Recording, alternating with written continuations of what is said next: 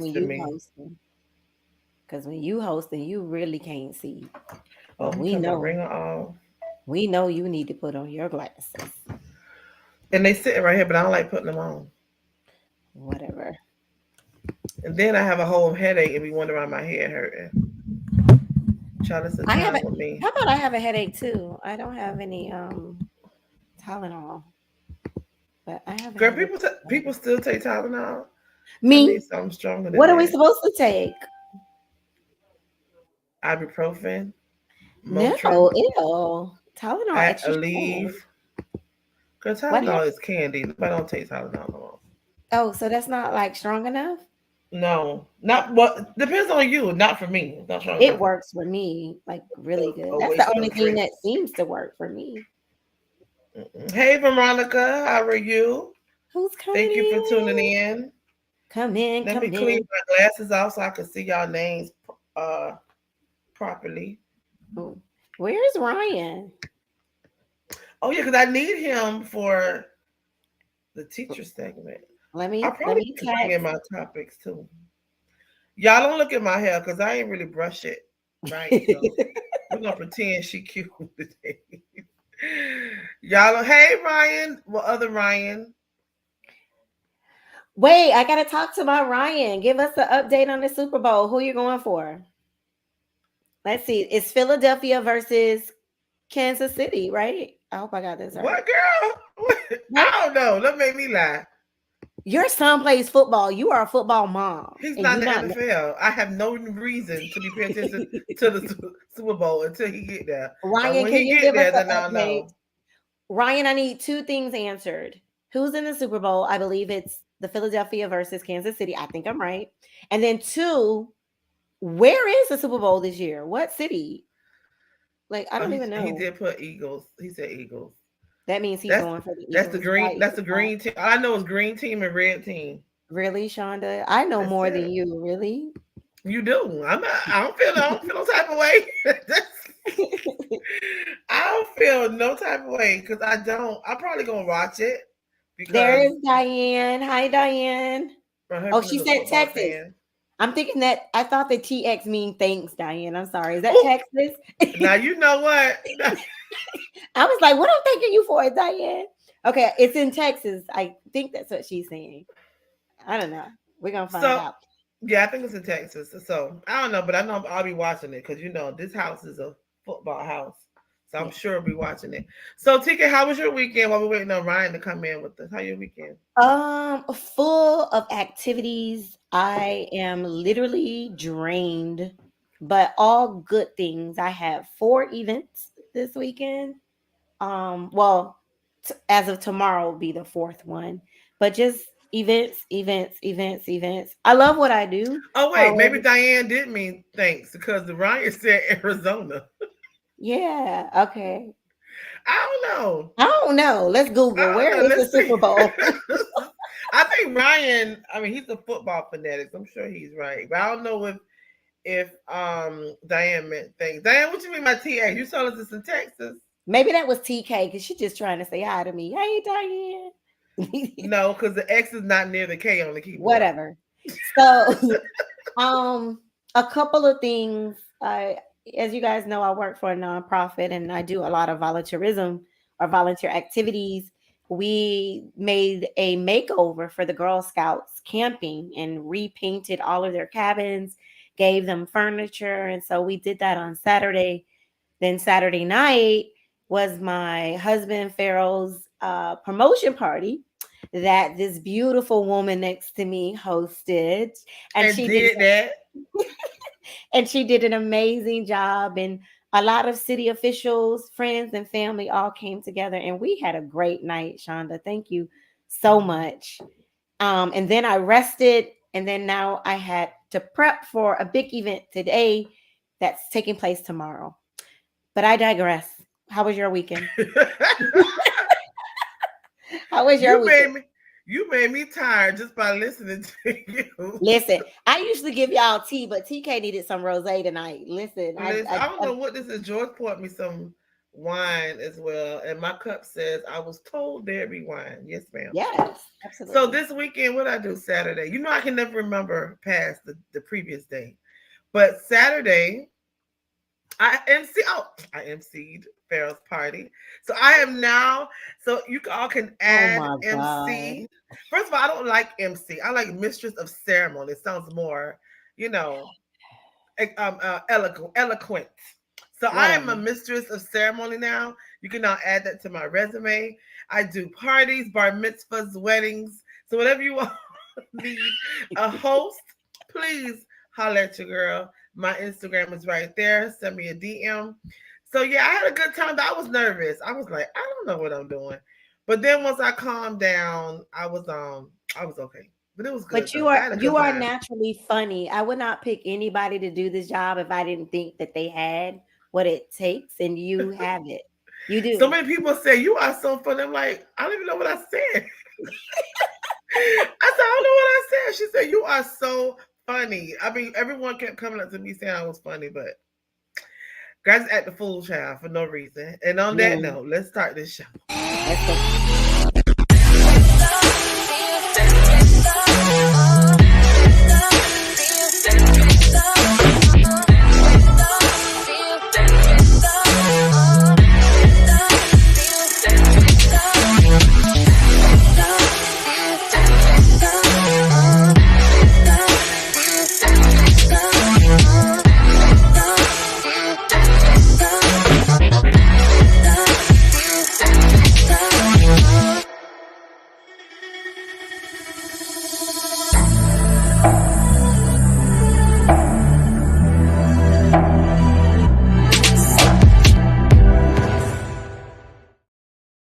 What's up? What's up? What's up? Good evening, everybody. Thank you for tuning in. We are still waiting on Mr. David. We're gonna keep it moving.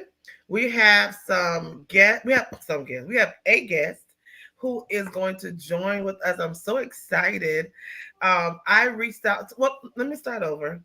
Go ahead and introduce yourself, Miss TK. Oh, hi, everybody. I think a lot of you who are watching, especially our loyal fans like Katrina and Ryan and Diane, thank you all. I see we have someone new. Joanne is watching, Joanne Dean. I bet you with that last name, Dean, she's from the Bahamas. Hi, I'm cousin sure. Joanne. I bet you she is. But I am T to the K, Owens, mother, daughter, only child, by the way. Um, Spoiled. Yes. Hi, mommy. I know my mom is watching. I don't know. I forgot all my titles, but you guys know me. Thank you. And to the hostess with the mostest, the Dr. Shanda Roberts. Thank you. Thank you very much. Dr. Shanda Roberts slash Mistress of Ceremony now. Oh my God. Baby, I'm gonna wear that thing out. You hear me? Y'all gonna be tired of me in a minute. But anyway, so I want to go ahead and get going so we respect our guests' time. So I'm always on social media, of course, and I think someone tagged me in this young lady's social media page. My cousin who's My also cousin. a no, my real cousin who's also Bahamian tagged me in her page. So Oh, Latoya that's money. is the name of her page, Latoya Laughs, and she does a lot of jokes regarding Bahamians and Bahamian parents and Bahamian culture and lifestyle and so on and so forth, which was very funny. And I was born in Bahamas, and TK as well has Bahamian background. So I was like, let me go ahead and see if I could reach out to her if she wants to come onto the show. And she, of course, obliged. And it was literally last minute because I never planned for nothing. So I thank her for coming on. But let me show you one of her videos first, and then we'll introduce her. Good evening. Hello? Mommy, I bring my girlfriend to meet you. Who? My girlfriend. Again? Mommy. How much girls you can bring me in 1 month to meet for this your girlfriend? What your mommy talking about? Don't pay her no mind. Mommy. I'm sorry, sweet girl, but my son ain't into you. That's it. And I only telling you this because I have daughters and I don't want nobody doing it to them. I can tell you from now, my son only gonna use you up and fling you to the side. So I suggest you run for the hills. You not only run, when you run to the hill, you climb over that hill to get away from him. Because if it's one thing my son gonna do, that's waste of y'all time. Oh, okay. Don't listen to her. So She that's what confused you me just with do. my brother. That's Mommy. what you just do. Listen, don't say nothing to me here. You better stop. Your tail is soon drop off. Baby. Don't touch me. Take me home. Take me home.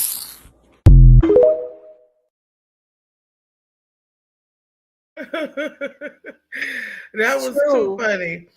Listen, if you all know Bahamian parents, they don't care what they say, what comes out of their mouth. They have no filter. They say whatever, whenever, however, to whomever. So, but that is a good thing about. And my mom is Jamaican. My dad was Bahamian, but I have Bahamian family and child, and me myself don't care what come out my mouth. So that's something we're working on. But I want Yeah, to introduce her. Go ahead, TK. no, Marsha say she's from Freeport. If you representing the Bahamas, let us know what part. Come on in. Yes, yes. Have you? How long were you in Freeport? Well, Freeport. How long were you in Nassau, TK? Did you ever live there, or you just visited back No, and so forth? my story is my grandfather was born there, and my two uncles. My father, though, was born over here in Fort Pierce. He moved back and forth. I think he had a double, what do you call it, citizenship Uh-huh. type of thing. So for me, I grew up and was born here in Miami. However, you know how every summer you send your kids to the grandparents or to family. So every summer, my parents sent me to the Bahamas, and because I had two uncles, I would stay with one uncle 1 month and stay with the other uncle the other month, and I played with my cousins and things like that. But I never knew back then why my parents would get rid of me until I became a parent myself to see why they get rid of your kids all summer. But I spent a lot of summers in the Bahamas and love my cousins all. We grew up we're on the east side and the west side, Sandy Port on one side, and then the east side over Okay, in but I don't know any of that stuff. I don't know what Sandy Port is, but oh, of okay, course I know what sorry. Nassau is. No, it's Anybody from fine. Nassau, check in. Exactly. Someone just let me put this comment up here. New Providence, Yes, aka Nassau. Okay. yes, Bahamas stand up. I thank y'all for tuning in and representing Freeport yay, Boston Connection. Um Samantha from yes. Freeport, born and raised, but currently living in Canada. Okay. How's the weather over there? Is it cold over there? And, Rosalie Robinson, that's my auntie from hey, Freeport, but she's auntie. currently in Miami right now. Well, I'll tell you a business, auntie. I'm sorry. But anyway,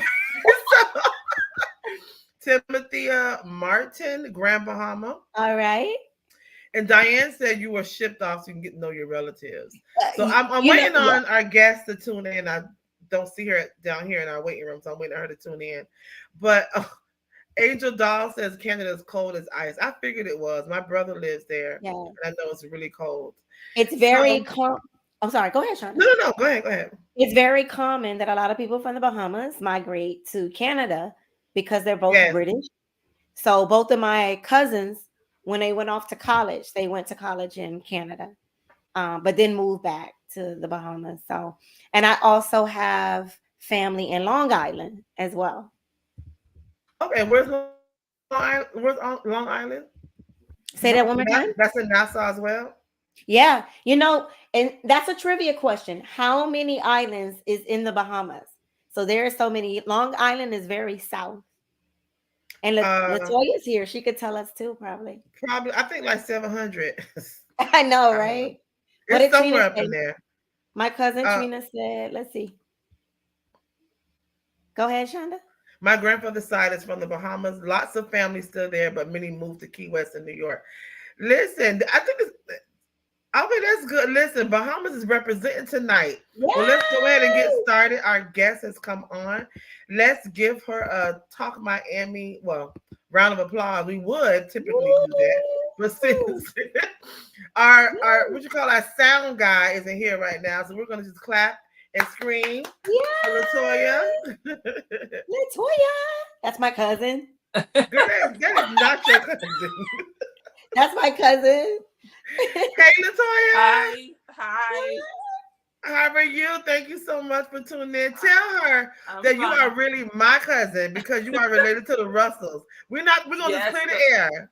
But wait, I'm gonna tell you why. But go ahead, Latoya. I found out your mom is a dean, and I told you I have deans in Oh Freeport. Lord. Let's go down the family tree.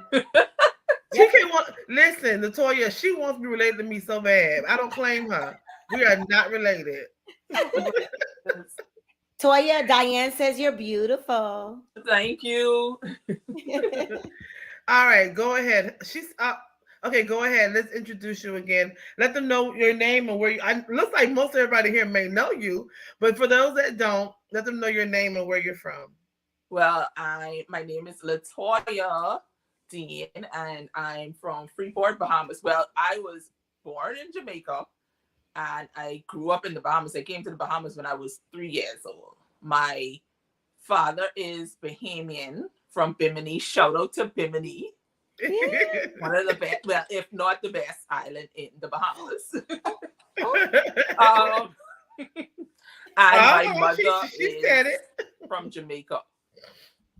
Okay, same thing. My mom was Jamaican and my dad was Bahamian. He passed away. Yes. But okay, so that's good. And my aunt Rosalie asks, which Russell are you? I don't know what that means, but I guess you do. Russell's from Hunters and yeah, see that? That is my cousin.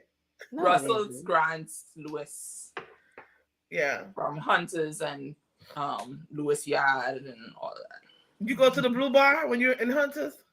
I mean, I don't go up Hunters much, but I mean, Okay. like when my uncles come down from Nassau and the States and stuff, like, then go up there.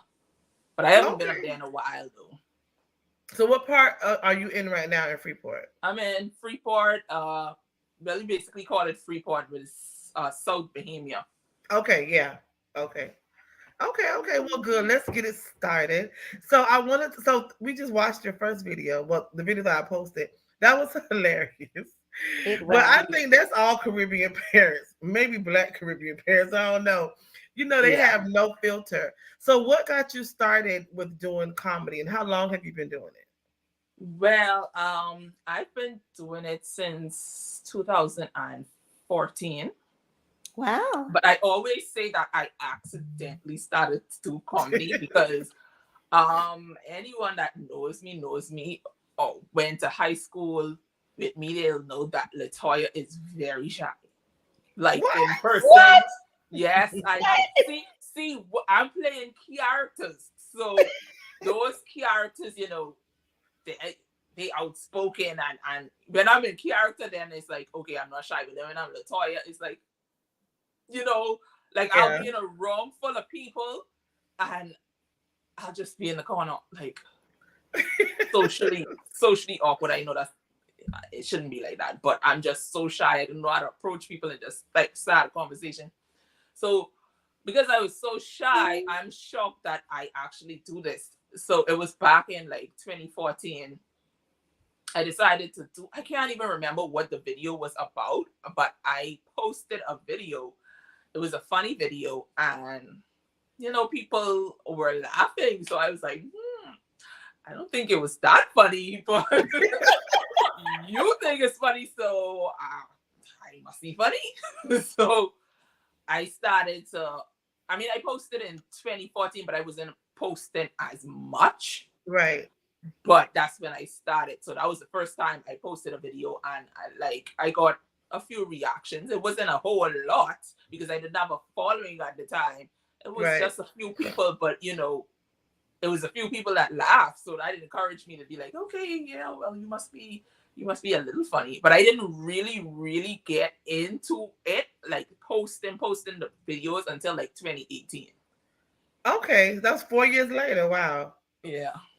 So have you done comedy in person or only on social media? No, not really in person. Like if like I did something for one of my churches in Christmas, in the Christmas time. I did like a little skit, but I don't really do like stand-up comedy. Okay. I was gonna say, do you do stand-up? So you don't want to get on stage? You just I don't really like stand-up. You know, it's certain type of comedians. Some do stand-up, some born to do stand-up, and then, you know, then like what I do. Yeah. But That's mommy. your following you have a big following on all of your platforms. How Yes. did you grow your following? Okay, like what I said with 2018, no, but let me get before 2018. Before Okay. 2018, I was, you know, depressed Mm-hmm. because I had Graves' disease. Mm-hmm. So I had to get my thyroid. I had to get a thyroidectomy and get my thyroid out. So at that time, I was like down, depressed. I posted videos, but then depression kicked in, and I stopped posting videos. And like I said, I was down and depressed. But God pulled me out of that. Yeah. Mm-hmm. Thanks to God, He Amen. pulled me. He pulled me Amen. out of that. So like in 2018. I had like a following on Facebook, but my Instagram, I never really used to post on Instagram because I didn't really have a following on Instagram. But one day I posted a funny video. I think it was like when an annoying guy calls your phone or something like that. I posted it on my Instagram. And then another comedian, his name is Sawyer Boy. He's a big comedian also in the Bahamas. He Yeah, I've heard of reposted my him. video on his Instagram page. So I noticed, I was like, I see like some followers coming. I was like, where are these followers coming from? And then when I checked my notifications, I saw that Sawyer Boy posted my video. So I was like, oh, okay. So people started coming to my page and they were like, watching my videos and laughing. So then it started to grow in 2018. So then when he posted that and I saw people coming to my page, so I was like, yeah, they say encouragement strengtheneth labor. Yeah, yeah, So yeah. I was like a little push for me to just keep posting. So I was like posting comedy every day for like a Every year. day. I was like posting, Wow. posting. So I posted and then I got some more, I got some exposure. And then around the pandemic time in 2020, I decided to say, let me go on TikTok. So then I started to post my comedy on TikTok, and then TikTok grew. So Instagram was growing, then TikTok was growing. Facebook, I already had like a following on Facebook. Yeah. But all the platforms, well, not really YouTube. I think like YouTube is a little harder to. Yeah. Yeah. Penetrate, yes. So not YouTube yet. But my following just started to grow after, I just kept posting my videos. But I can say recently it grew even more because I was like stuck to 28 point something thousand for like months. And then when I posted the which video that was, I think I grew to like 30,000, and then I posted I think it's which video? Oh, I've been drinking more alcohol. You saw that? Yeah. I posted that. So I posted a video. I was like, let's just a regular comedy video. Let me just post it. So I posted, and I saw it like started to go like wildfire. So I posted it on my Facebook Reels, and then I posted it on TikTok. I posted it on Instagram, and I was like, then someone named Tori's Time on Instagram turned it into like a I don't know if you saw a video. It's like a cartoonish. No, I haven't seen it. Yeah, and it had my audio in Voice. it. Yeah. So, yeah. And his name is Tori's Time. So he made that video. So then people started to share that video, and like they were posting it on different platforms, like on Instagram. I saw different people from Instagram posting it, then people from Facebook posting it. Some people were posting my original video, and then people were tagging me saying, oh, Toya, you seen this one sharing your video with the cartoon in it. So like the followers just started to come, and then I did How Caribbean People Talk in Public. Yeah. And then it was like universal. Like, I think that's the first one I saw. Yes, people started sharing that because it was not just, of course, because I'm from the Caribbean, I'm from the Bahamas. So yeah. I labeled it, Caribbean, how Caribbean people talk in public. But then there was so much people saying, "Oh, well, I'm from Panama and we talk like this, and I'm from here and we talk like this." It was like universal. Like everybody over around the world was like, everybody could relate to that we talk video. with our That's eyes awesome. too. So then Yeah. it's really relatable. So then that's how, you know, I started to get followers. So it went from like I kid you not, it went from like, I think I had like 30,000 followers. It went from like 30,000 followers to now, like I'm like at 50,900. Wow. That's awesome. In the space of like probably 2 weeks. Yeah. That's amazing. Wow, that's like, I was like, that's crazy. It's the power of sharing, people. You Yes. hear that? Let's And share. on the reels too, I was getting a lot of followers on the. Oh, also the I wash my meat video. Like people was so listen that one there. About that. Wait, which one? Tell me about it. About her washing her meat when she cooks. People, I did not know that some people were going to get offended because I said wash your meat before you cook. Absolutely. Wait, I want to see if we use the same ones. I'm gonna go first. Okay. My mom taught me vinegar or lemon. Mm-hmm. Okay, what do you do? It's been I use vinegar, water, well, of course, water, vinegar, water, and salt, or I use lime, water, or salt, or I can or use both vinegar and lime. Yes. So look, Shanda. Okay. Yeah, sure. Tell me, what do you use?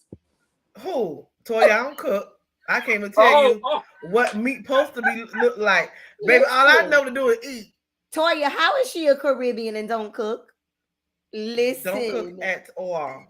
Listen, if you need to watch the video and like read. I watched it. I don't really read comments, but if my eye go across some comments, I might respond. I'm trying to find it so I can show TK. And Latoya William Clyde said, I used her video to teach my biracial daughter my Bahamian customs. All right, William. Wow, that's awesome. That's awesome. That's good. Hey there. Yeah. The sound guy is here. I'm the sound guy, apparently. That's what I am. I'm the sound guy. We actually sound. How you doing, Latoya? Everything I said, that's all you heard, Ryan. Welcome to the show. I heard everything. I heard you're supposed to wash your meat. I tuned in just in time to wash your meat. I know that. I've been washing my meat, but yeah. I don't even eat meat, but I wash my meat. I'm about to say, I don't think we're talking about the same meat, Ryan. You don't even eat meat. I know. Look, I'm sorry I'm late, Latoya. I've been listening to you while I've been trying to restart my computer. I had a late day and then I had a late dinner, so I couldn't get on to do troubleshooting. Then I get on and sorry about that. I apologize. My girlfriend bailed me out. She remembered what I did last time. There was a stupid setting on a stupid app. But I'm here. I've been listening to you. I've been listening to your story. I heard the Graves' disease. I have Hashimoto's, so I understand the thyroid struggle. So I've been listening to you. Yes. Okay. Aww. Awesome. Welcome, Ryan. So TK, you have any questions? I found the video. I want to show it to you all. I'm ready. For her, TK? No, I'm ready to see this video. But what, before I mean, you 2 watch seconds. the video, even though my voice sounds really aggressive, it was a joke. I wasn't really angry. Right. Drum roll. Yeah, some people, no, not yet. Oh, it's downloading. Yeah, some people took that really personal. I'm like, why they so mad? Were like, I had a lady come in my inbox and literally curse me out. What? Yes. I don't understand people on social media, why they get so upset with people because they have an opinion. If you don't like what someone said, move on. Please Isn't that serious? It's not that serious. Block me, like Latoya said in one of her posts. Block me. Exactly. If I'm gonna do it again. But Latoya, I do want to ask you that question, right? We're all human.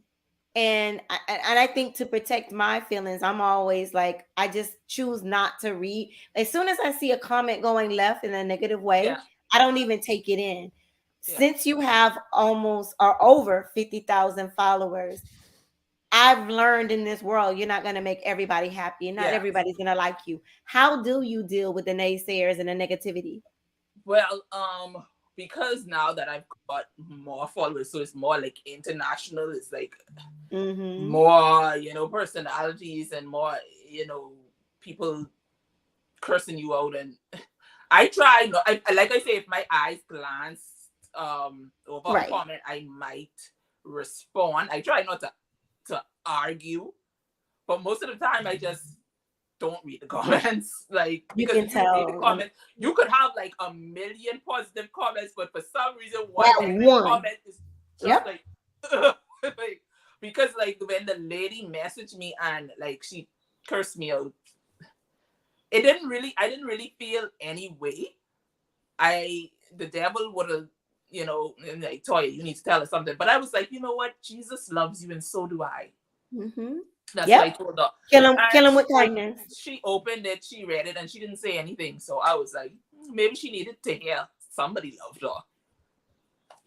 So Yeah. but I just like once in a while I might answer comments, but I don't really pay attention to the comments. Because if you You pay gotta- attention to the comments, you would be stressed out and arguing all day and fussing. exactly. You have to After a ignore while, it. if I answer like 2 or 3 times after that, I just leave you in the comments to run on. Because they be in the comments going back and forth with each other. So Yeah. I just leave them there Absolutely. going back and forth with each other. Well, And I told myself, have to- okay, go ahead. no, Sorry. say it, Mama. Say I it. told myself I'm not about to argue with somebody I don't know. Like, I'm not gonna waste my time. It's not even Exactly. that serious. So I pick and Exactly. choose my battles. All right, we have the wash your meat video, which almost Uh-oh. got Latoya. Well, did get Latoya cussed out. Yes. Let me clear it out. So today I'm going to be doing a tutorial for all the, oh, I don't wash my meat because the heat of me cooking it is going to kill the germs. No, you need to wash your meat. All the gunk, the grime, the nastiness and grease what is be on meat. What you mean you don't wash your meat? What type of nastiness is that? Well, anyway, I can show you a tutorial. I don't need to put the meat inside there because I'm not throwing out no meat for no demonstration. It's pretty straightforward. First, you get your lime juice. I sick of y'all. You could get lime juice, vinegar, or you could use both. Then you're going to get your salt, okay? Don't tease me about my Valrico salt. I don't know once it's salt. Just get your salt, okay? Then you're going to take your lime juice or your vinegar or both and you're going to put it inside of the water. Put it in the water. Then you're going to take your salt and you're going to pour it in the water. Okay? And you're going to wash your meat. Wash your meat. Then you're going to get a bowl or you're going to wash that bowl and you're going to rinse your meat. Oh, I have a PhD and an ABC and a 1, 2, 3 in chefology and biology and biochemistry and science says that vinegar, salt, and water does nothing. Just washing it with water is sufficient or not washing it at all. So you just go in the tub and just let the water run over you? You got a PhD in nastiness. You all is wash your dog and you all cat with soap and water, but you want to wash your meat with going in your...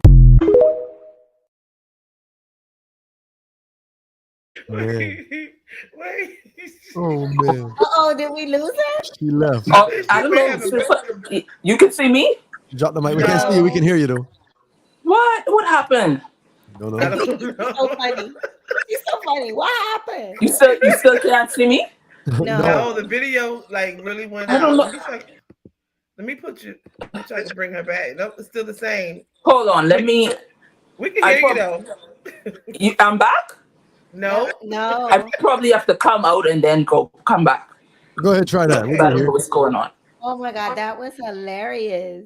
But Yes. that's true. My mom taught me to clean my meat. I don't know who out there just taking it out of the wrapper and cooking it. No. Well, I when I mean- do cook, I just take it out and wash it a little bit and then Right. I don't listen. Don't judge me because I don't cook. But when I do cook, I wash it under the water. I don't do all of that. Just water? Girl, ain't nobody dead yet. You married to a chef? I know he better. Yeah. You're good. know what I be Latoya. You're doing. good. You're good. Okay. Yeah, you're good. I'm gonna tell George. Don't. Honey, Yeah, I God. mean, he best ain't practice dead is yet. He to all rinse right. off all your food. I mean, whether it's a vegetable or anything, rinse it off. Wash Everything, it. fruit, everything. I rinse Yeah, everything. veggies, all that. So do you put your salt, your veggies and fruits and stuff and vinegar and stuff too?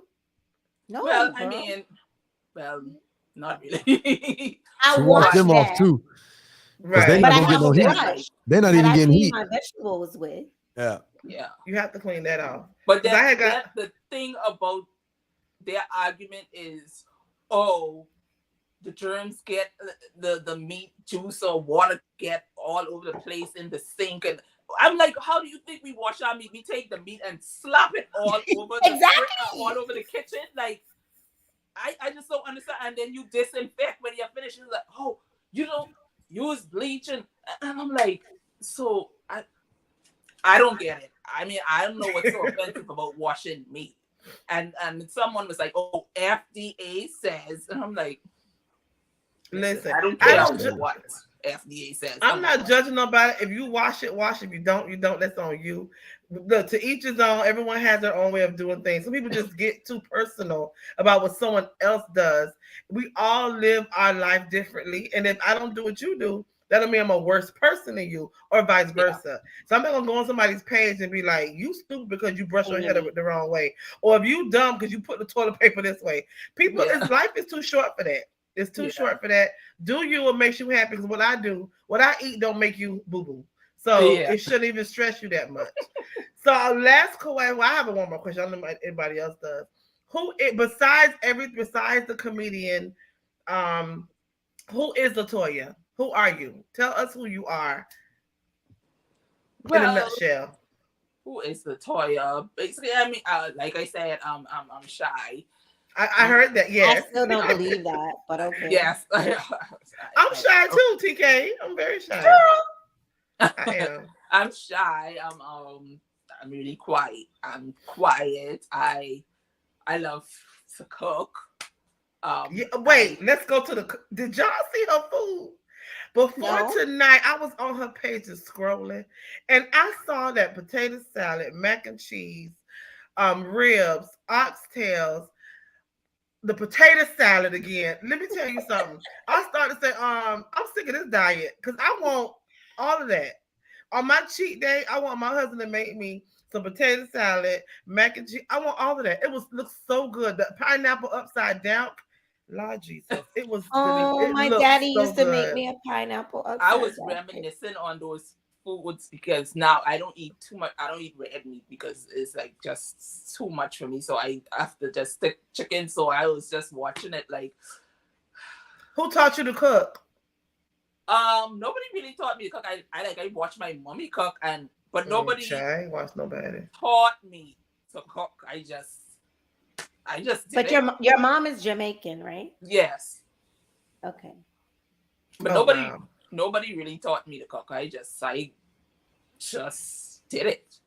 Yeah. It looks amazing. I'm sorry I interrupted you when you were explaining who you were. Yeah, I'm so sorry. I love like I said, I'm shy, I'm quiet, I love to cook. I'm a really nice person. I don't think I really get angry. No, I don't think I really get angry. That's good. I guess it has to take a lot for me to get angry because I don't really get angry. I love the Lord, of course. Yes. Amen. We love the Lord over here, honey. We love the Lord. Yes, definitely number one in my life. And with me, I just like to see people happy, basically. Yeah. That's me. I love to see people happy. Like I could be going through things like I wouldn't say like I'm totally over depression, but it's not bad. Like some days I do get depressed, but I still, push out videos like, people need to watch me, people need to laugh. So I still like push out my videos, just because I don't know who I'm making happy or, I'm making their day. You never know if one day they probably want to commit suicide, God forbid. And they stumble across my video and you know what? I give them that gut laugh that makes them want to be like, you know what? I think I love my life. That's right. Yeah. And you know what? You said something earlier that you had gone through depression. I know you mentioned it again just now, and going through your process with Graves' disease, that comedy and God, of course, was part of your healing and helps you to heal so that you can help other people as well. And even when we don't feel like laughing or feel like even encouraging anybody else, that one little video you could have done, like you said, help somebody else. So I appreciate you even pushing forward past your depression. And I think Ryan said this before. we all deal with a little bit of depression every now and then. Some more than others, of absolutely. course. Some more than others, of course. But it's how you handle it and how you get through it, because Yeah. it can be overwhelming and take over your life if you let it. So I appreciate you and I applaud you for pushing past your depression to keep going and to give us some comedy, because I love it. The first time I saw it, I went through and I was looking at videos and everything. You are hilarious. Like, you have Thank you. Bahamian parents down to the T. To the T. My daddy. Well, I have no more questions. I don't know if Ryan has any questions or want to add something too. I was gonna urge y'all talking. I was gonna ask y'all. So we have three island women here today. I was taught long ago. I heard you say the word. I was taught long ago how to pronounce it, and I was given a reason why. But you say Caribbean or Caribbean, and why? I know what I say. I'm wondering what you all say and why. Do you have a reason why? Let's say, do you have a? I say Caribbean, but that's because my mama said it. I Like say that. I don't know. Caribbean. You say Caribbean, TK? Me personally, I say both. Yeah. Oh, you do interchange it? I say both. So, Do so you I guys- was, Caribbean or Okay. Caribbean. no, I was saying But I TK. think I I was saying mostly say Caribbean. Yeah. Caribbean. I used to say Caribbean. Go ahead, TK. I think Caribbean is a Bahamian thing, but we're talking about two. Latoya and Dr. Shanda are both Jamaican and Bahamian. So Right, do you I say guys think both. maybe the Jamaicans say Caribbean and Bahamians I say? don't know. Now I'm gonna pay attention because I haven't paid attention. Like I say, majority of the time, I probably would say Caribbean. Yeah. I used to say Caribbean, and then I had a buddy of mine. His mom was from, now I can't remember the island. I'm drawing a complete blank. But the West Indies, it was, and so she was telling me it's Caribbean officially, pronunciation wise, because of the Carib Indians is really where that region got its name from. The Carib Indians, I guess the lineage there is the Carib Indians, Caribbean. So I've said Caribbean ever since because I thought, okay, let me pay homage, pay respect. But I used to say Caribbean. Caribbean was like the shorthand, easy way. But I was wondering if you knew any backstory from the Carib Indians or Caribbean. So that's why I say Caribbean. I was wondering because I heard you guys say it interchangeably. Just curious. That's all. I had to Google it. I'm gonna tell you what it says in it. I never thought about that.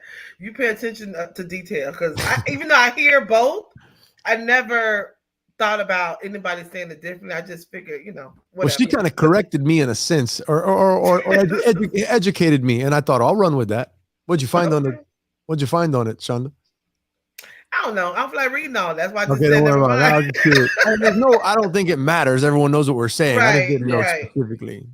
But I think kind of what you said, something about the indies and stuff. But I'll look at it in a minute. Yeah. I don't want to keep on Miss Latoya any longer because we're way past the time I said we'll stop.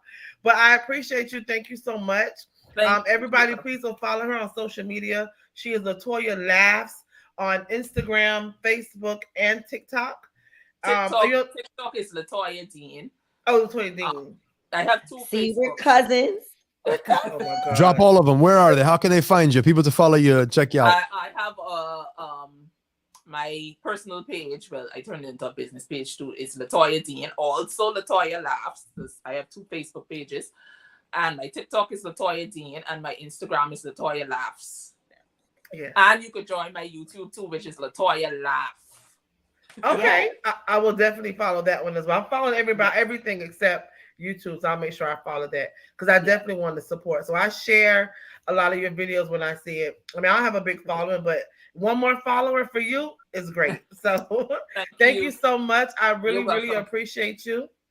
Hopefully we can have you back on again. Pleasure. Yes, please. And share. Thank you so much for sharing with your audience. Thank you so much. And thank you for representing the Bahamas. You're here. Yes, I am always in Freeport. I haven't been much since COVID.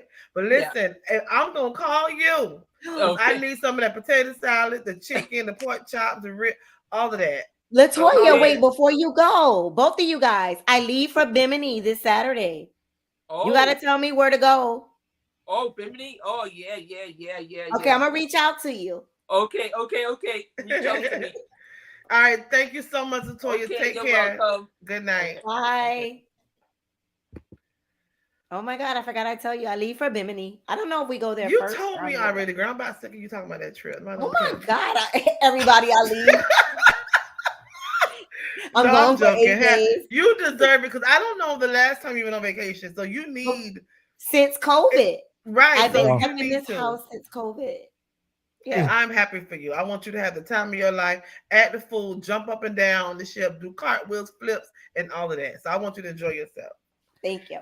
So we are going to move on. Well, should I go to the next topic? Any one of y'all ready for y'all stuff? Because you know y'all don't be ready for me. Let me go ahead I and go to stay TK. ready. It's Go up to ahead you. there, boo. Do you? Go Where's ahead. my jingle? Oh, I You gotta better first sing find. it too. I gotta first find the. I Look, got you with the TK's motivational moment. exactly. You know what? Thank you, Help because I her don't know where out. it is. Help her out, please. TK's motivational moments. Da, da, da, da, da, da. TK's Da, da, da, da, motivational da. moments. Woo! Hype it up. Wait, what was that? That was a yeah. You hear me? Whatever. Don't do that again. Hi, everybody. You know what I'm saying, Ryan? Ryan, did you hear Ryan. her?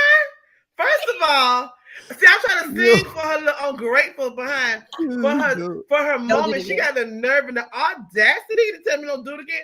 I'm not Don't singing do for her that. anymore. I'm not Don't singing do for her that no anymore. again. But Ryan, can I get a drum roll, please?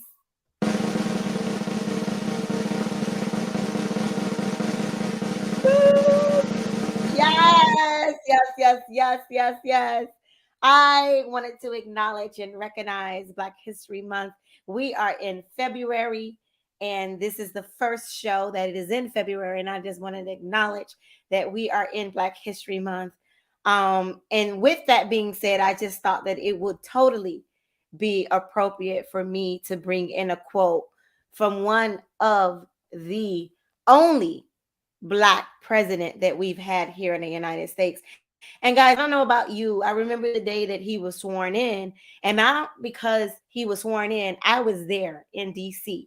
And in the Black community, in the Black culture, that was history in the making, because we never thought we would ever see the day that a Black man can actually be the leader of this country. So I apologize when it comes to us that we celebrate him on the level that we do, because you can only imagine what we've been through in the past to get where we are today. And I remember being in the audience where he was, and it was cold, y'all. I think my toes was frozen because I thought I was trying to be cute with these little boots that they wasn't like snow boots. But anyways, I digress. But I'm out there, and we was literally in tears just listening to him speak. And to us as Black Americans, it was just history. And I never thought, and we never thought we would see that day. So to see a Black man get sworn in to lead this country, and to me, he did an amazing job. He is still an inspiration to not only the Black community, to all, because the first thing that he is, yes, is Black, but he is also too a proud American. And so with that, I wanted to use one of his quotes, and because I remember being out in the audience with all of those people, it was just a sea of people. And he held up the sign, change. Change was everywhere, because it takes someone to be courageous enough to change what has been always the norm. And so don't let anyone tell you that you are not smart enough, that you are not it, and one day you will never be. I wonder, did he ever think that he will be the first Black president of the United States, maybe when he was in high school? And I've heard him speak a couple times, but I never knew if he actually believed that that would happen one day. He was a senator, and from there decided to go into politics. But his quote says, "Change will not come if we wait for some other person or some other time. We are the ones we've been waiting for. We are the change that we seek." And the reason why I wanted to choose this quote is, I don't know how many people actually saw the Grammys last night, and who did an amazing job to me with their speech was Lizzo. I love Lizzo so much because she's not allowing society to change who she is. Her size, her color, her being different. She is like, this is who I am. And she actually gave a message about change. She did not allow people telling her that she was too overweight or her music was too much. She said she stayed true to what she knew she believed in. And last night, that's why she received so many Grammys on top of receiving Record of the Year. And she just wanted to motivate other people not to change who you are, but be authentic in who we are.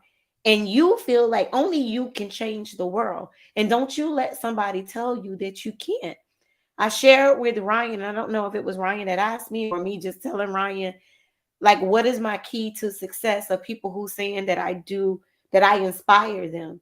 And one thing that I do know that I can back up is that I just don't talk about it. I actually do what I say I'm going to do, not allowing anybody to distract me from my goal.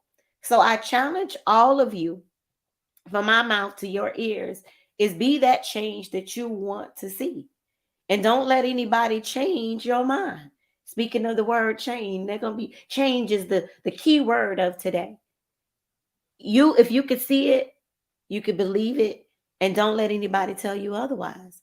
And Dr. Shanda, that is it from me, from my mouth to God's ears, and everyone else that is listening to us. I want to thank you. Change. Were you crying? Yes. Oh, poor Tink Tink. Not really crying, but I got emotional. Is there a difference? No, you got tears coming down your face. You crying, but it's And okay. not one tear. No, not one tear fell. But Oh. you know how your nose start like. Oh, it's okay. And that was only because of. I know that you're passionate about what you're telling us. So I'm not. You listen. I'm not the one to judge anybody about crying. You know that. Listen, I know you ain't talking. I was just trying to get ready to cry with you. Listen, I call you once a month, and we know what time that is when I call you. Listen, I was gonna cry with you. I'm all making sure I had to get ready. Should I be crying with you or not? Because I ain't gonna let you cry by yourself. I only got emotional. I got emotional because I am so proud not only to be Black, but be a Black American. I know and that's right. It is Black History Month, and I'm gonna be blackity black all month. Listen, forever and ever. Well, thank you so much, TK. We appreciate you and your passion. And all of you have. So this next topic is gonna be real quick because it's running out of time. I'm still sleepy from earlier. But Ryan, I need you for this topic. Oh, you gonna get me? I need you for this topic, Mr. Professor. I got some questions and concerns. So I don't know if you all heard. Well, I'm sure you all have, but our audience heard about the teacher who got into an altercation with one of her students. And in the altercation, the student, they were physical and they were tussling. And upon falling, the teacher broke her leg. And this student, if I'm not mistaken, was arrested, as I felt she should have been. I just want to, let's go back.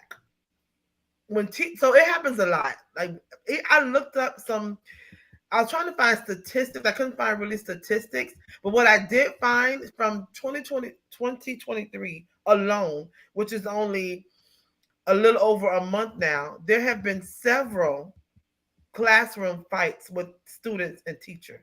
Yeah, you mentioned the one where the girl got arrested and the female teacher ended up in the hospital. But what about yeah, go ahead. Right. So I was about to say, and then there was another one where I just saw a teacher, I think he's in Houston, he choked the student, or had his hands around his neck of the student. And then there was another one where a substitute teacher pulled a chair from under a student, which caused the student, of course, to react as a human would. And then the teacher, I believe he put his hands on his neck, pushed him against the wall, other kids trying to break it up. Like, what happens to escalate, or does not happen, to have situations escalate to that point? Now, I said that to say, I was a child that was a little aggressive, and I girl, don't do that. Don't tell my business. And I threw a chair at a teacher. No, I take it back. I threw a garbage can at a teacher. I did. What grade? I was in middle school, so I'm gonna say 8th. We'll chalk it up to immaturity along with some other things, but at least immaturity. Right. It was very, but also that it was during the time. Remember, I started an abusive relationship during that time. Yeah, you So had I a lot had more a going on. It's yeah, not I an had a lot more immaturity is not going an on. excuse to throw a trash can at a No. teacher, but you had more than just that. I'm just saying it wasn't like you were a Exactly. senior in high school. I was not a child that just did stuff. Like, I'm not excusing anybody, but I know me. For my I had a lot going on, and whoever was around me got it. Oh yeah. That's what I mean. So I said that to say, is it happening because maybe kids are dealing with stuff outside of the home? So when one person says one thing, is that a trigger? Is that something that causes him or her to react? Or are teachers not trained to de-escalate these situations? That's my question. Or there's another For option. you, right? Okay. Yeah, there's another option. We are far more tolerant of this type of behavior to the point where now the pendulum has swung way too far in terms of acceptance and the behavior that is exhibited.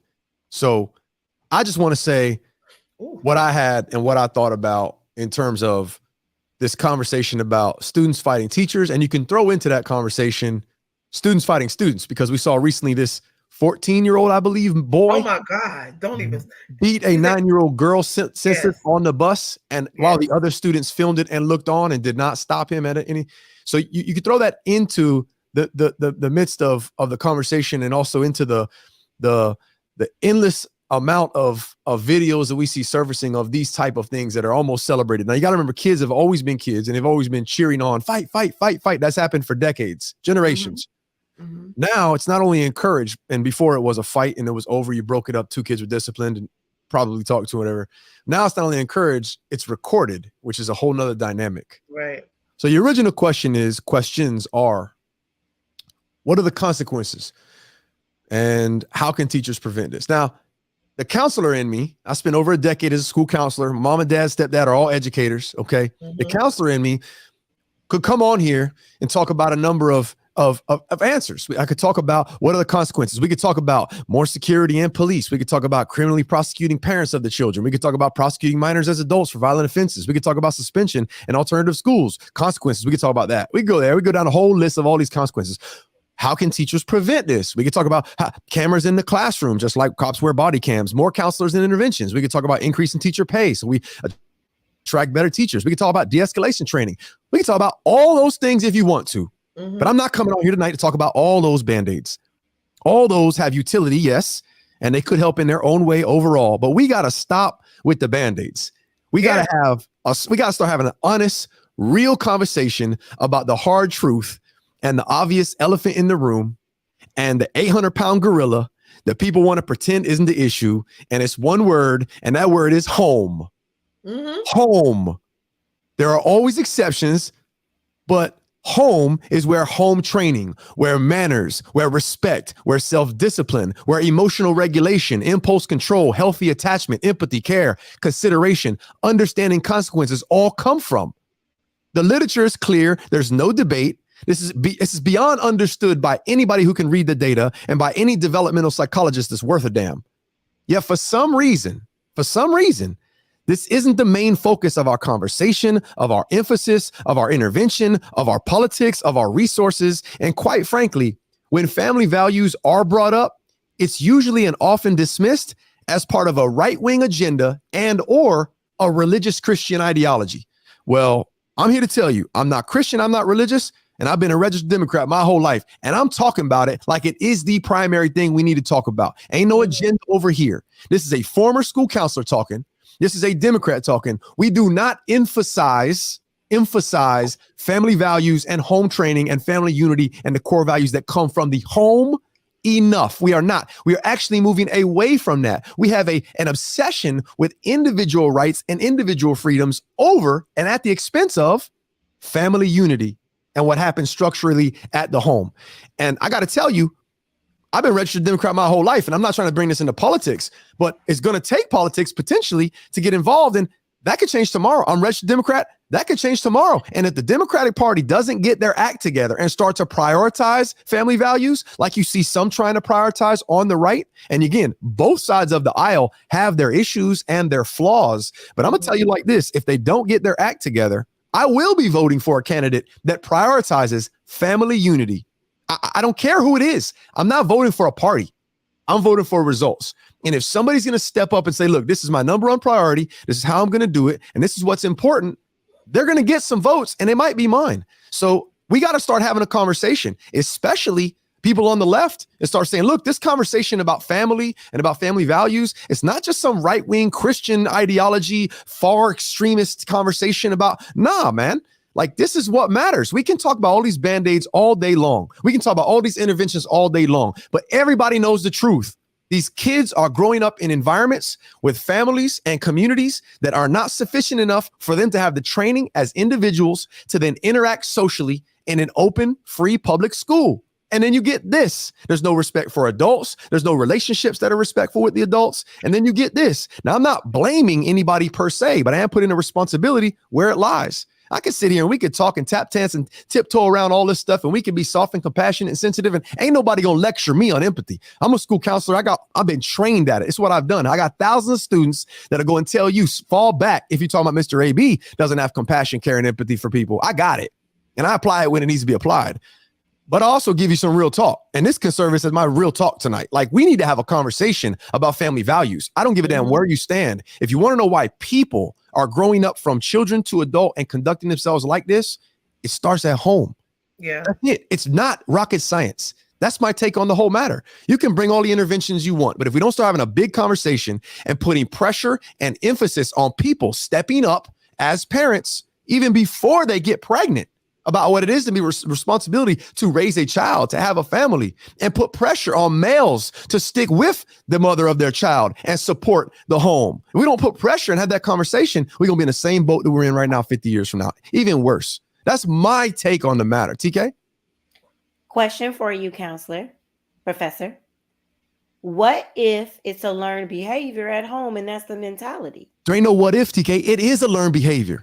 That's what we're saying. But how can parents correct it when they're doing it? When they're doing it, I guess. How do you handle that? It's generational, right? Right. Well, we as a society have to, this is where I say as a society, the conversation has to be bigger. So the bigger pressure in society conversation is putting pressure on, let's end that. That's going to happen. They're going to grow out of this, hopefully. But if it continues to be lenient, soft, accepting and tolerant of this behavior as the norm, then future generations are going to continue that. So you can't expect this to happen to stop overnight, but the pendulum has to get pushed back in the other direction so we can say this is the last generation of kids that are going to grow up with that being acceptable. So how we go about having that conversation, you can have a debate on your own, but you're right. It is absolutely being modeled at home. And if we don't start having a conversation about what's going on at home, we don't want to judge anymore, man. That's where everything went sideways. We don't want to judge, no judgment, no judge. No, we need to judge, man. You know, I'm not Christian. I'm not religious. But you know what? You know what Christ is? Christ is a judge. That's what it is. It's a judgment as to who am I? What am I doing? Now, you're obviously trying to strive, but take religion out of it. We need judgment because judgment is a standard. A judgment says you're here. You could be here. Let's try to do better. If there's no judge, nobody knows what's acceptable, what's healthy, what's tolerable, what's no. So we need judgment. And it doesn't have to be shame on you judgment.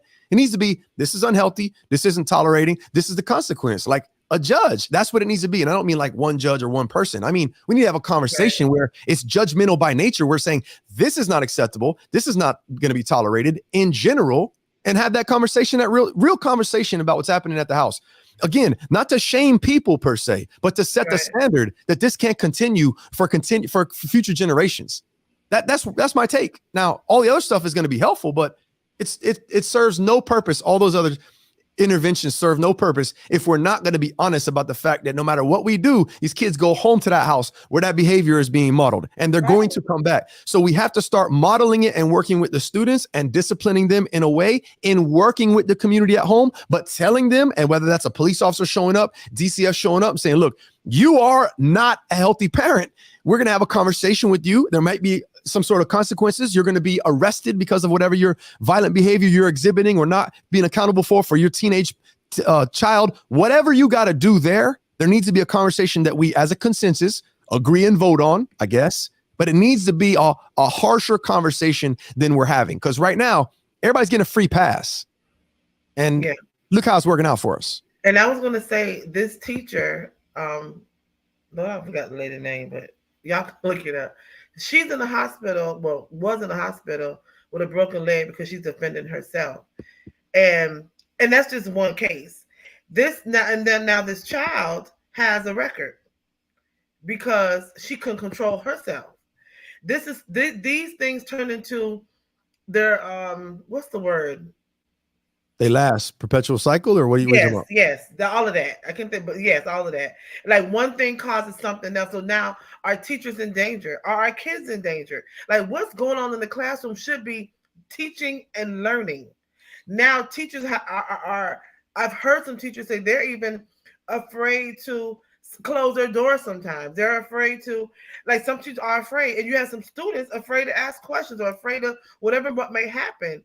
This should not be in the classroom. So Shonda, real quick, I come from the school system over a decade where I witnessed it. The school districts live in fear of the parents.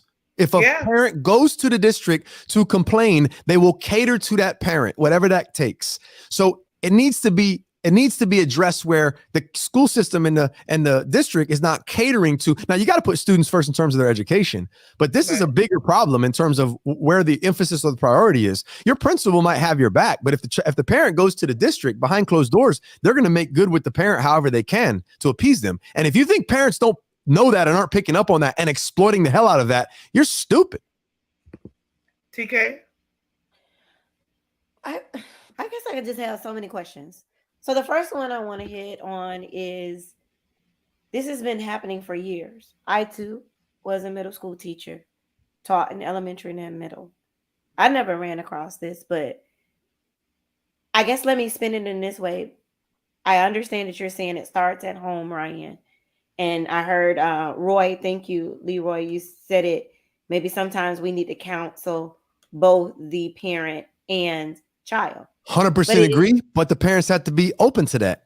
And the majority and that's exactly where I was going to go with this, is that let's talk about the hurdles and the challenges when the parents have to be open to that, and that doesn't happen.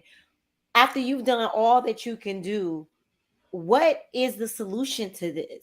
The fighting has been taking place year round. Going into the schools and shooting students and shooting up has been happening. Where is the security? Where is the police? Do we need to put metal detectors and going into sitting in their car outside in front of the school? They're already there. The metal detectors are there in a lot of these schools. Security's there, but security's going to catch a lawsuit as soon as they put their hands on the child. Exactly. Like, people don't want to touch that, TK. And I'll say this. I'm sorry to jump in, TK, but real quick, but I wanted to hear from you. Something I was really passionate about as a school counselor. Look, man, I worked at Redland Middle School. I went into Naranja to drop kids off from basketball practice. I sat in living rooms talking to parents that the kids need to make grades to be on the basketball team. So I wasn't just a counselor that sat at the school. Like, I went into the hood, man. I cared about these kids enough to talk to some of these families and these parents and stuff. And so what I always was passionate about was what we don't have. And I'm sorry, public schools run by the government, education is run. There needs to be more of a bridge between community and public education. There needs to be resources and places that school needs to be more than just a place that educates children. The school needs to provide the resources that we have all over the place for parents to feel closer and more open and more welcoming to interact with their their child's school. There needs to be some sort of a bridge or a gateway from the school to the community. Because you're right, TK, the community is really the one, the area that struggles. And so school's just some place you send your kids during the day, daycare, they come back. And there's a big disconnect.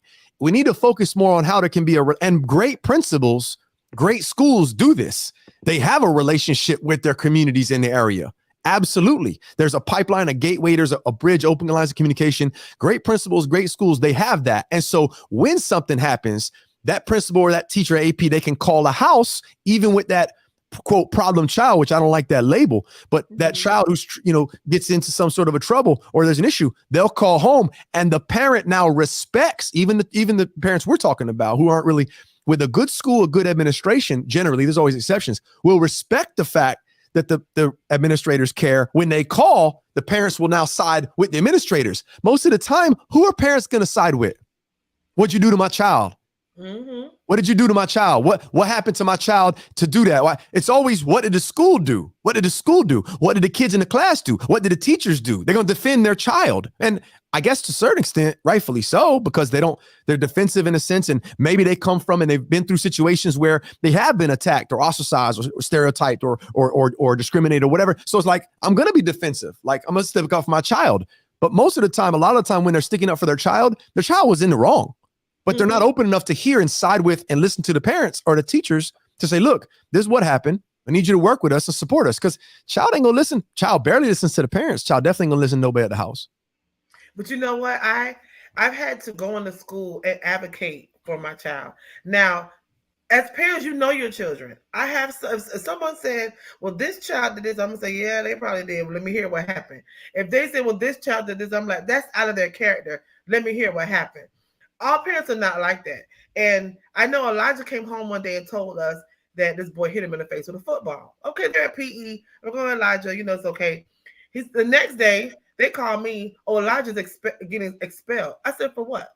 So they said that he was in the classroom. This little boy, who I didn't know at the time was the same little boy from the day before. This little boy, I guess came up to Elijah, said something to Elijah. Elijah threw a chair at him. They got into altercation. The teacher said she tried to break it up, and Elijah would not get off of him. Elijah, in my opinion, was at his breaking point. So Elijah let off on him and would not let go. Granted, he got in trouble, and because it's a magnet school, they automatically kick you out.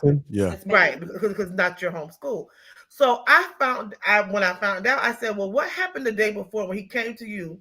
Because I tell my kids, if you're going to whoop somebody behind, make sure you tell the teacher first that this person has been bothering you, and you do what you're supposed to do first. Everybody has a breaking point. I don't encourage them to fight, but if you have to defend yourself, you do that. So I asked Elijah, he said, Mom, this boy threw a football at me. I told the teacher the day before, they did nothing. I told the PE teacher, I told the teacher in the classroom. They didn't do anything. And I know teachers are busy and they try to handle everything, but they can do so much. So I try to give her the benefit of the doubt. She told me herself that he told her, but she didn't think anything of it. So the next day, this boy still harassing Elijah. Elijah went off on him. So as the principal come telling me, oh, we don't accept fighting in this school, and Elijah's expelled, I went down to the district.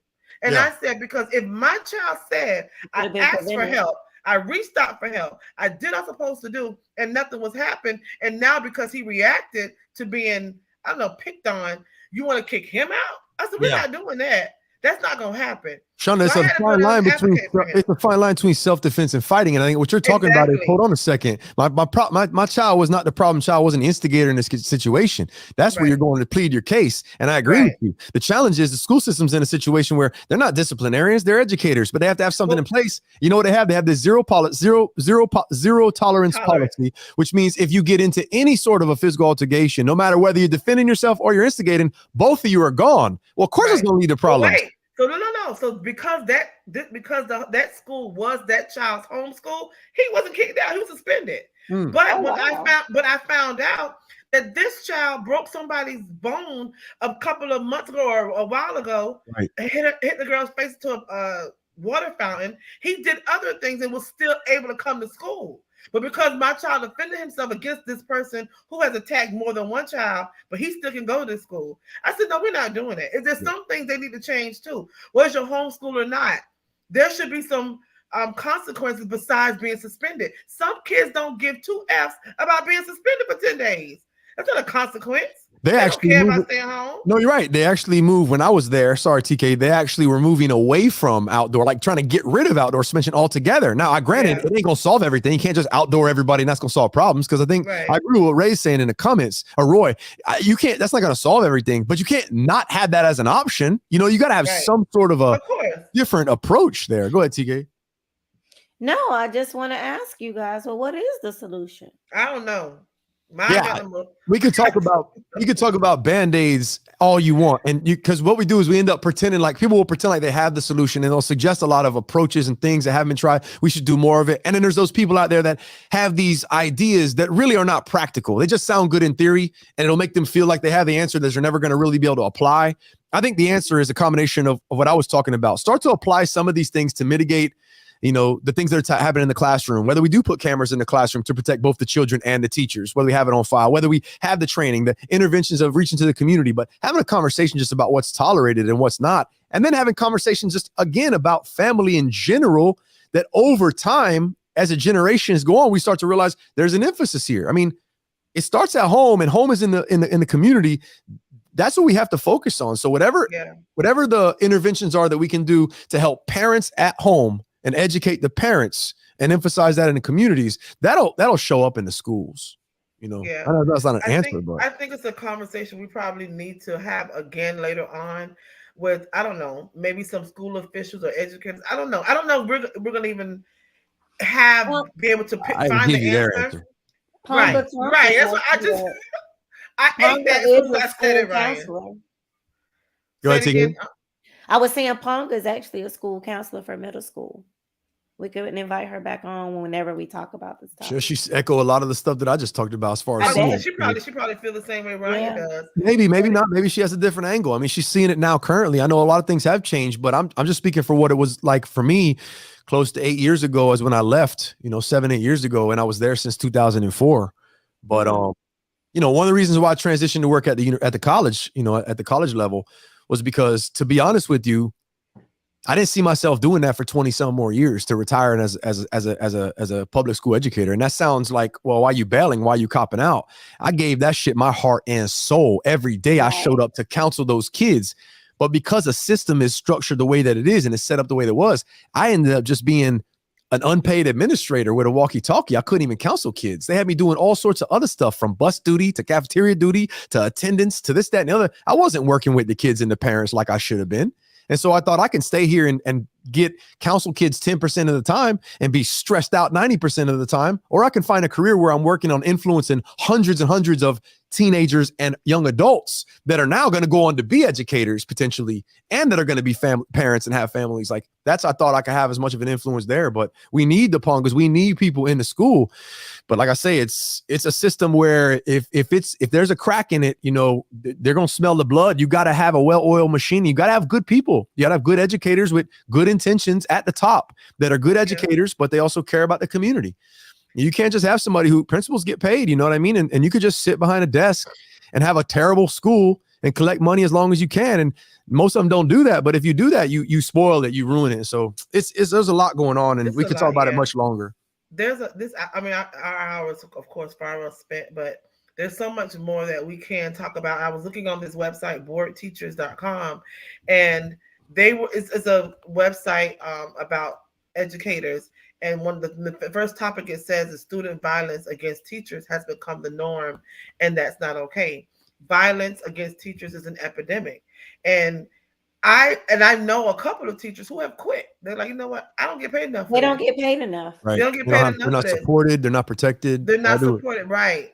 And I think it starts, as Ryan said, it's going to start from a political standpoint. It's going to start from our school officials. Like, they have to care about these teachers. When I don't keep going, but when COVID happened and they wanted teachers to go back into school and all this stuff was going on, that's like, these people got to come back home to their families too. Crazy talk. I think they want too much out of our teachers and expect them at the same time to allow things to go on in the classroom. And if they respond to it, they're getting fired and losing their job. Yeah. But again, last thing, Shanda, there's another element, and that element is right here. Back in the day, what happened in the classroom in the school stayed in the school. These kids now, it's transcended that. I can go viral for what I do in school. So you have immature 10, 11, 12, 13, 14-year-olds that can go viral. There's an opportunity. I'm not going to get in trouble. I'm only 12, 13, 14. I'm not going to get in trouble. Now I can use my teacher as a way to get attention. I can get filmed and recorded. I can pop off. Like, this thing has changed the game as well. We can't deny that. And so we're in a different era right now. Mm-hmm. Yeah. I think Diane was asking about the percentage. I just looked up, I lost it a minute ago, but it said 44% of schools have experienced teachers fighting with students fighting with teachers, or however you want to put it. That's a high percentage. That's a high percentage. That's almost half. I just had it, but I'm going back and forth while Ryan, you did your real talk already? That's Like real you did. talk for me. I think you did. Okay. So the last thing, I'm gonna find that percentage for you now. We'll post it on. I'll post it in this chat when I finish. We'll go ahead and finish wrap up. That's a conversation that, like I said, we could probably bring up another time to keep going. But I want to also just acknowledge Miss Cindy Winters. She is out working, being, the fabulous superstar she is. She wanted to share with our audience her video. So let me go ahead and play that for y'all. What's up, everybody? It's your girl, Cindy Winters here, reporting live from my car. And I'm so sorry I can't be there tonight for Talk Miami, but I am with y'all in spirit. I miss you so much, and I can't wait to get back. I do want to do a recap of last night at the Grammy Awards, because I went to the Grammy Awards last night. Butterfly Black was definitely in the building. I just want to share with you a little recap of my night. As you know, Beyonce is still the GOAT, the queen, with 32 Grammy Awards, making her the most decorated artist in Grammy history. And that was a moment. Check it out. Grammy wins of all time. The outstanding show of respect. It's Renaissance. Beyonce. I'm trying not to be too emotional. And I'm trying to just receive this night. We also celebrated 50 years of hip hop, and that was crazy. We had artists from all the way from the early 80s down to today. Let's take a look. Put your hands up. Hold on. I think I came to play with y'all. Let's go, bust a butt! Let me show you how to keep the dice on when you're doing that thing over there, homie. Let's go!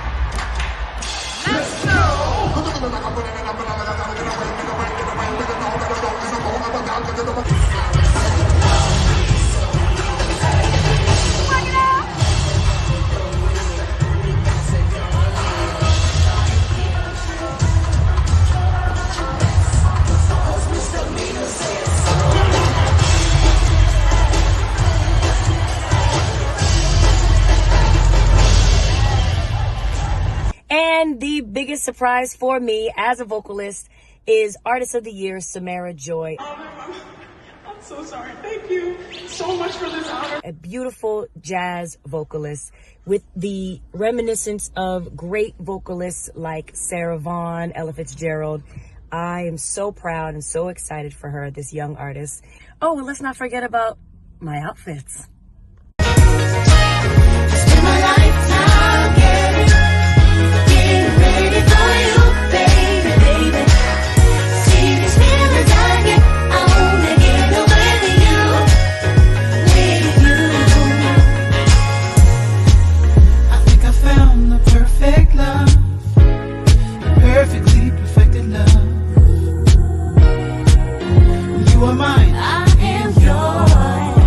Thanks so much for joining me on Cindy Spotlight. You can hear my voice is not quite right because I definitely did scream it out last night at the show. But I love you all so much, Talk Miami family, and I'll see you real soon. Hopefully sooner than later. Peace. Hey, give a shout out, round of applause for Cindy. That's pretty dope, man. I stayed up all night. I watched it from beginning to end. That hip I didn't hop, watch it. the hip hop segment took us all the way back. If we grew up in the 80s and the 90s, listen, from 50 Salt years, and Pepper man. to I LL was Cool listening J to to Run Renaissance. DMC, I was singing every song. So it was good that Cindy was representing Butterfly Black in the house. But it was they're great. not like BET. They ain't gonna have a rerun. I missed No, I would think they will, or maybe we could Google it. Man, everything's on demand nowadays. The spotlight for me was Beyonce being in first place with the most Grammy wins. That was a moment in history to see her doing that. So Do they count Destiny Childs, or is it just Beyonce only? They can't. Beyonce as a I was soloist. gonna say that's kind of. Yeah, as a soloist. Hey, she could probably add more for Destiny Child, but it's just her as a solo artist. All right, Ryan, could you let the people know where they can find us? Hey, look, you want to hear more of us? We're available for you. Check out anywhere you get your podcast from. Doesn't matter if it's Spotify, iHeartRadio, Apple Podcasts, Google, wherever you get your podcast. Check us out. You can listen to previous episodes. Talk Miami Talk Show. Obviously, we got the social media going. Facebook, Instagram, Twitter. You can follow us. Subscribe to the YouTube channel. Trying to grow it there at Talk Miami Talk Show. So yeah, just and again, if you like some content, clip it up, cut it, share it, spread the word. This is what we do. This is what we do. We have conversation, real talk here. Absolutely. Thank you so much. Thank you. This was a good show, y'all. I really want us to continue this conversation at a later date when one of y'all are hosting, because honey, we're gonna go ahead and close. I don't know who's hosting. Side note, Shanda was up. I seen her post. She was up since 5 o'clock this morning, so you know she tired. It's 9:30, girl. You was at the gym. I saw at 5 a.m. walking in the planet. Look at you. I see you. I see you. I know you're sleepy right now, but I see you. Listen, y'all ain't gonna be ready for me, Ryan. Let me just say something. Let y'all go. So I put on some jeans this weekend. I put on a dress, and they was a little loose, honey, in the little hips and stuff. So I am myself. My husband's making sure I eat good. Before I got on, he made me some salmon. How you say salmon? And broccoli. And when I say this much of rice, I was like, wait. So like this much, I ain't lying. He gave me this much rice. But he gave me broccoli and salmon, and I enjoyed it because I don't really like salmon, but he made it good. So I'm really trying. I'm trying to make sure the doctors don't give me all this medication. I don't want no medication. I want to be able to take care of my body. Respect, slow and steady, man. Consistency, bro. Don't stress yourself out about it. Just keep going. I'm so excited. I'm happy, and the results are making me want to do it more. Because when my walk changed, don't know why she walked like that. This is why she walked like that, child. Yo, Ryan, you came in late, but she hosted an event for my husband this weekend, and she told all those people on the microphone how much weight she lost. Then she took a walk down the walkway. Nah. Yes, she did. She was at the Grammys. I was. It was. All right, y'all. Love y'all. Have a good night. All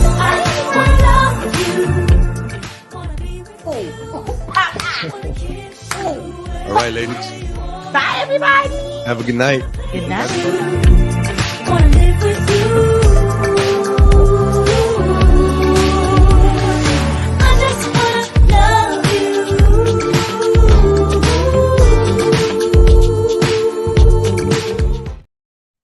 Good night, y'all. Bye, everybody. Bye, y'all.